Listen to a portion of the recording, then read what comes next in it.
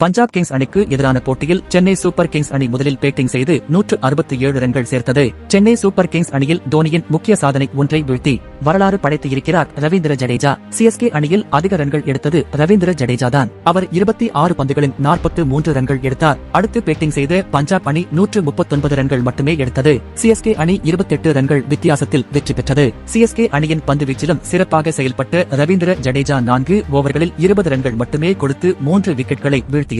Batting மற்றும் bowling என இரண்டிலும் மிகச் சிறப்பாக செயல்பட்டு சிஎஸ்கே அணியின் வெற்றிக்கும் முக்கிய காரணமாக இருந்தார் ரவீந்திர ஜடேஜா. இதை அடுத்து போட்டி முடிந்தவுடன் அவருக்கு ஆட்ட நாயகன் விருது வழங்கப்பட்டது. இது சிஎஸ்கே அணிக்காக அவர் பெறும் 16வது ஆட்ட நாயகன் விருதாகும். இதன் மூலம் சிஎஸ்கே அணிக்காக அதிக முறை ஆட்ட நாயகன் விருது வென்ற வீரர் என்ற சாதனையை செய்துள்ளார் ரவீந்திர ஜடேஜா. முன்னதாக தோனி 15 முறை சிஎஸ்கே அணிக்காக ஆட்ட நாயகன் விருது வென்று இருந்தது அதிகபட்சமாக இருந்தது.